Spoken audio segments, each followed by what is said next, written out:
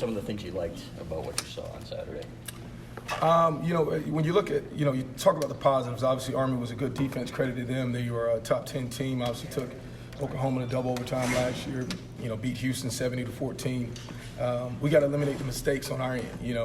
When you look at the positives, we were able to run 80 plays versus Army. When you look at the time of possession battle, it was a 3-minute difference, which is very, very rare to see when you're playing a triple option team. But our fumbles and mistakes kind of cost us some opportunities early on.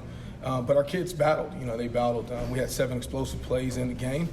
We were 9 of 16 on third down, which Army finished 4th in the country last year in third down percentage. And so they called the game aggressively. Our kids responded. We just had too many self-inflicted wounds. Between the fumbles, the penalties, a few drops here and there, little things like that we got to clean up. But I thought our kids. I thought they battled back from adversity. Obviously adversity was the things that we put ourselves in, but they didn't let it rattle them from that standpoint. You mentioned time of possession. Army had a really big time of possession advantage going into the half. What made you decide to what was the strategy behind evening that out a little bit more in the second? Well, the thing that evened it out is we didn't turn the ball over in the second half. We had 5 drives in the first half, and 3 of them ended either on the first or in between the first and fourth play on a fumble. So those things are they're drive killers. They put your defense in a bad position, put your offense in a bad position, and so I need our kids to just settle down. Just settle down and play the type of football that we want to play, and not hurt ourselves with the costly mistakes. Are the turnovers and penalties the biggest difference between what is happening on the field now and what you envision? Yeah, when you look at it over the past 2 games, we've got 7 turnovers, we've got 7 fumbles, we have 10 penalties, and then we also have 7 drops. And so you go back and you look at all those plays in critical situations. They're killing us. Now there's been a lot of positives. Over the past 2 games, we've ran 160 plays. We've had 17 explosives. And we've had a number of different other explosive opportunities that we've just missed, whether it's overthrown balls, drop balls, guys wide open, to create some big opportunities that we've missed about 6 of those. And so we just got to get our timing down in every phase and every asset of our operations and offense, and just got to quit eliminating the mistakes that kind of hurt us, because we've kind of in drives that we've been stopped, we've stopped ourselves for more than anything.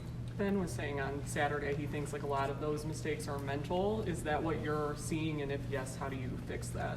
I think our kids are just pressing. They want to be great. Obviously there's a high level of let me see, as far as excitement and standard for them, I guess. A lot of pressure. And I think right now, I think it's a perfect opportunity to get them calm now. Hey, let's just play loose. Let's play our type of football. We'll spend the bye week, hopefully get some voodoo expert in here and, get rid of the curse of the fumbles, but it's something we put a ton of work in our ball security. We do ball security drills every day in practice. And so if it was an issue that showed up in practice, it would be alarming that it carries over to games, but it's been totally uncommon. We haven't put the ball on the ground in practice, and the times that it's happened in the game, it's hurt us. Josh, Camp Randall isn't an easy place to play, obviously, but in terms of calming a team down, can it help sometimes to be on the road that way? I think so. I hope so. I definitely hope so. I think, I think we had a great learning moment, obviously coming out of the game, obviously when you're able to win a tight game like that, and all the mistakes that you had that were costly. Not often do you turn the ball over 3 times and being able to put yourself in position to win. And so, I think just for our guys, they understand where the mistakes are coming from. They understand how to clean them up. They're committed to it. They want to clean it up. And so it will happen. It will happen. I don't have a concern with them. Obviously, the concern is how we've been, turning the ball over, but we'll get it fixed. And you've coached with Coach Brown for 9 months now. It's interesting to see the coordinators and how they learn from each other, grow from each other. What do you admire most about Don and the time you spent with him? I think, when you look at Don, it starts with his mentality. It's his mentality to, he's an aggressive guy, and his confidence rubs off right on the players. And they have tremendous amount of respect and trust in him. that they're going to put him in the right position to be successful. And so, he's been very successful over his career, and I've had a chance to coach with him for a very long time and got mutual respect, and our friendship has been amazing. I don't remember Shea pulling once on the read. Was that by design, or did he just miss a few? No, it's nothing's by design. Everything that we do has some level of a read, whether it's an RPO read or quarterback read run. It's a little bit complex when you look at it as far as the reads, because you have to decide how they're playing. Obviously, Army did some things on Saturday, jetting guys up the field, being able to take the quarterback read game away. But it gave us favorable matchups inside, 6-man boxes and 6-man blocking surfaces. And so, one of the things that, that they did a really good job was, continue to pressure. I think they pressured 85 to, something percent of the time. And so, it was just cleaning up the little things. Every quarterback read run isn't always going to be a pull. There was some that he should have pulled. There was one that he shouldn't have pulled in 2 minutes. That was one he should have gave the ball. So we just got to go back, look at the film, make the corrections, and continue to get better. They ran some of those last year, but not as much as you're running now. Is that still a process then with Shea? Even though he's done this before, I feel like that's still something he's getting used to. I don't think it's a process by any means. I think everybody has a little bit of familiarity within every system. We just got to make the correct decisions for us, and not worry about, last year, this year, anything. We just got to make the correct decisions, whether that's in our drop back pass game, whether that's in our quarterback read run game, whether that's in our quarterback read pass game. We just got to continue to get the great looks, understanding what the defense is trying to do, how we're going to put them in conflict, and make the best decisions, as far as with our ball handling. I think Joe Platt said during the broadcast that Shea had an oblique injury of some kind. Was that part of why he maybe wasn't running as much? He's been banged up a little bit the past 2 weeks with oblique. Something that he struggled with since first playing in Middle Tennessee, but that had no effect, and I hope it had no effect on his decision making from that standpoint. But like I said, every read run from the quarterback standpoint isn't always going to be declared a pull. It's numbers, angles. How tight is the defender? How wide is the defender? Is it too off the backside edge? There's a lot of things that go into play there. So for the common eye, they can see, the quarterback should have pulled it, but if people are playing wide enough the field, it gives you a favorable matchup inside with your box count. And so those guys typically that are jetting up the field can't bend and play the running back. So, he made some good decisions in there. There were some decisions, obviously, that, he wish could have had back, but we just got to continue to correct those decisions and get better from them. Josh, you rode Zach Charbonnet quite a bit on Saturday, especially during the second half. How has his emergence the last few weeks changed what you're calling or how you're using him? Yeah, no, I think Zach is, he's Zach has shown who he is, for us, and very consistent, very mature. We wasn't anticipating to get him that many reps, probably a little too many.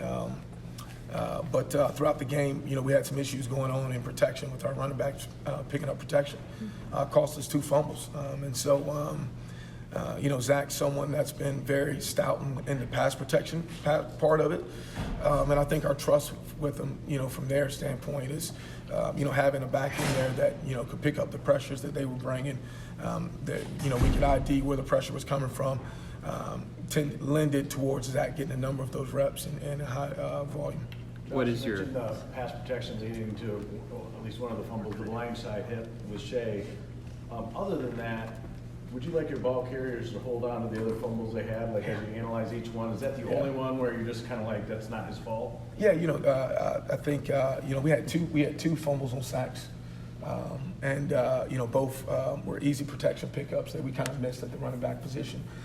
The first one, obviously, we'd love Shea to continue to hold on the ball with 2 hands on it. The second one was a strip sack, so he blindside, he didn't see it coming. And then our third fumble was with our running backs, just on a hit, and then Ben, shown great ball security throughout camp. So we just got to clean up the protection deals that we had when we mis-ID'd people and didn't pick them up at the running back position. And then we got to make sure we secure the ball all throughout, all of our touches. But, those 3 were big because they all happened in the first half. So they really kind of deflate a little bit of your momentum going into half with your team, and you putting your defense in tough positions. But we just got to secure every ball and make sure we don't put the ball on the ground. Josh, in the passing game, are you happy with the distribution of the ball as far as the number of targets for your? Yeah, I think I think that's something that obviously we've seen. I think I think the ball has distributed itself. Obviously, we've had some big opportunities that we've made, some big plays. We've also had some big opportunities that we've missed. Some guys wide open, uncoverable. Even Saturday, one thing that was a positive is we drew 4 defensive pass interferences on Saturday. So pushing the ball vertically down the field, being aggressive with it from that standpoint. And our guys have made some plays, and I wish we had some of the plays back that we've missed because they've been total, big plays. But we just got to continue to work on whether it's the timing, whether it's the speed of route releases. When we have guys wide open, we've got to cash in on those. And so our kids understand it, and we got to make those plays moving forward. How much of Assessment of the offensive line so far? They've done a really good job. I think Michael Wayne, you've played a phenomenal game this past week.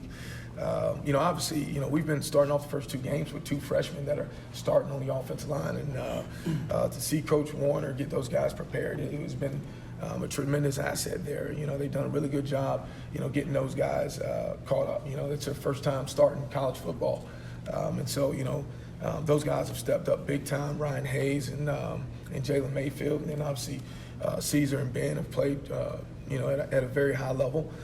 We've had some penalties that we just got to clean up. Some false starts and little things that kind of nicked us in the butt there. But we just got to continue to improve each and every day and pick up pressure blitzes when people are bringing them, whether that's in the run game or pass game. But our guys are playing at a really good level up front. I wish we would have been a little bit more productive in the run game on Saturday, but with the amount of pressures and the amount of blitzes that they were bringing, we just got to continue to pick up that movement and create some holes. And we missed some runs too. Let me say that too. We had a number of runs, 4 or 5, that the running back kind of missed the read and hold on them. Some big, wide, open holes that our guys up front had created, and we just missed them. And so I think altogether it goes with everybody, running backs, O-line, making the right blocks, making the right reads, and hitting the right holes. How much of an impact has Donovan Peoples-Jones' absence had on this offense through the first 2 games? It's hard to say. I mean, Donovan was playing at a really high level before he got hurt. You can look back over every catch or missed opportunity that we've probably had and say, well, would he make it or not? So it's hard to say. I think Ronnie Bell really improved last week and really showed, his potential. I think, the first game he had a little bit of the jitters. Missed some big plays in there. But then last week made some huge big plays. He had 4 third-down catches that were all long. I think he had like 4 or 5 explosive passes or something in that deal. But, obviously we miss Donovan right now just as much as we miss John. But to say what kind of effect it would have on the outcome, I would hope a really good one, and I hope a high effect one. But the most important thing is the thing that's affecting right now is the turnovers. If we can eliminate the turnovers, we'll have much better production out of our offense. On the 4th down, when you guys did not go for the field goal, and Jim said analytics, what's the discussion like at that point? Yeah, we wanted to be aggressive throughout the game. We had 3 4th downs, we were 1 of 3. The analytics both supported all 3 as far as going forward from that standpoint. We felt like, the last one, we wanted to be really aggressive. The situation going into the last drive, we get the ball backed up on our own 20, and it's 6 minutes left to go in the game. And, we go on an 11-play drive right there where we eat up, 4 minutes off the clock. Army only has 1 timeout left. And so we know they're not a 2-minute team because they've got to run their plays in from the sideline. I wanted to use as much clock as possible. And if we could have converted there on 4th down, we could have ended the game on our terms. Had it gone any other way, we would have gave the ball back to them with a ton of time left and an opportunity to get even closer for a field goal. But, I felt like we had a great call. We just got to execute it and we got to be able to put them in better position, with some of the things that we can do from that standpoint. Josh, in that situation, to kick a 36-yard field goal for the lead or go for it on 4th, is that Jim's call? Do you guys talk about that real quick? You don't have a lot of time to talk. How does the mechanics? That's a discussion that we have, throughout the series. Hey, look, analytics says, 4th or 3 or less. Hey, coach goes, hey, do you have a call? Do you like the call? Yes, I like my call. And I'm gonna put our faith in our guys, every time. That's the mentality that we're gonna have. Obviously in situations where you want to take the points, or you need to take the points, it's 2 ways you can look at it. You can take the points and then you're still giving the ball back to them with plenty of time, or you can choose to end it on your own time. And we felt good. At the time that we were moving the ball, we had hit a fourth down conversion earlier than that, and we just, I'll do a better job putting the guys in position to be successful, expecting pressure, and we just got to go out there and execute. Josh, this is your first 2 games as a play caller. How would you assess the job you have done so far? I've been pleased with our kids. This isn't about me. You know what I mean? This is about our kids, and I think they've done a tremendous job. Executing what we're asking them. Now, obviously, is there areas for room to growth? Yes, like I said, the mistakes and everything. But, I think, ultimately it's my job to put them in position to be successful. And I'm very hard on myself from that standpoint. And, there's always a couple calls every game where you wish you go back and look at them and say, well, should have did this differently or should have did that differently. But you can't always live in the past. You just got to be able to learn from those and move forward. We feel good about our game plan that we had both games. And how well we executed when we executed. In times that we didn't execute, we just got to go back and correct those mistakes and get the little things out of the way, like turnovers. Josh, was there ever any consideration that you might go for 2 in the first overtime, or were you always going to kick? The analytics said kick it in that standpoint. Kick it and obviously flip it back around and be on offense. And we felt really good about where our defense was playing and how well our defense was playing. But at that point, going forward on a 2-point conversion is very hard in college football, and we went for a 2-point conversion the game before. It was unsuccessful. And so, we supported going for the kick and then having the ball. And we had the ball in overtime. We had some huge opportunities for 2 big plays, and we just missed. We just missed in overtime there. And in the overtime period, when you do switch and you go first instead of, and you don't know, are you going to need a touchdown or are you going to need a field goal? Do you play that any differently than you did in the first overtime? No, you know what? We wanted to be aggressive, and if you can see with the first call, which we got Nico wide open in the back of the end zone and the ball's just a little bit overthrown. And Nick Eubanks was wide open on the play as well. And so we wanted to be aggressive, started off, and then we came back the second play and had a critical drop that would have been for a first down. And so, we wanted to, at that point we had momentum. We felt good about where our team was and how we were playing. Obviously, getting into the second overtime, your juices kind of get going a little bit more. And, we wanted to ride that wave from where our team was. And, unfortunately, we didn't connect on the plays that we had, and we just got to go back, to working and make sure we connect on those plays. Josh, with Shea and Dylan, is that something where you'll just kind of play it by feel going forward of how you use those guys? Have you been happy with how that rotation has worked out? Yeah, it's going really well. Just the number of reps that we've been able to get Dylan and both of those guys being able to play, and it's not one thing or the other against either quarterback. It's not when we pull Shea that he's necessarily doing bad or anything, but we want to get Dylan those reps. We want to get him opportunities in games. We want to get him called up from that standpoint. Dylan's done a really good job coming in, leading the offense and running the offense efficiently and effectively. And so, we pick and choose when those times come. We pick and choose when we want to do our 2 quarterback package, and it just goes game by game, moment by moment. Kind of how the game is going from that standpoint. Do you expect John and Donovan to come back for Wisconsin, or are those longer term things? I would hope so. I would hope so. It's, I really don't know because I'm not the trainers, but I would hope that we get them back. It's a little early right now as far as time frame for the game being in another week, and so hopefully we can get as much rehab done with those guys to hopefully get them back at some point. You said early in your comments that the team was pressing maybe these first 2 games. Why do you think that is, and how do you correct it? I just think our kids just want to be great. I think the pressure from the outside, I think obviously there's been a huge bubble that's been, put around our program as far as wanting to be successful. And our kids want to be successful. And so, it just happens. It happens in college football. This is not rare by any means. You see, teams all over the country, and I think, I think our defense has done a really good job supporting us during this time where, we've had some critical mistakes and stuff like that. But I've got the utmost faith in our guys. I know who they are. They've shown who they are in practice. They'll get it cleaned up. We'll get it cleaned up, and, we'll go on to be successful. A voodoo mask is probably unlikely. Yeah. So how do you really correct that? If you haven't had those issues in practice. Yeah, no, we work on it every day. It's been a major emphasis, we just, our ball security. I mean, our guys will tell you, we do drills starting off practice every day. If they fumble in practice, they run, right away, just as much as if they get a penalty, they have to run 2 laps right away. And so, we just do it from a disciplinary standpoint to make sure we're playing as much disciplined football as possible. But I think they also understand the severity of everything, you know what I mean? It's just, no one wants to fumble the ball. It's not part of the game of football. No one chooses to go out there and fumble. So these kids get it, They're embarrassed, they're hurt. They want to be great, and so I have no doubt in my mind they'll clean it up. We'll clean it up. We'll clean it up. All right, guys, we're going to move Coach Gattis.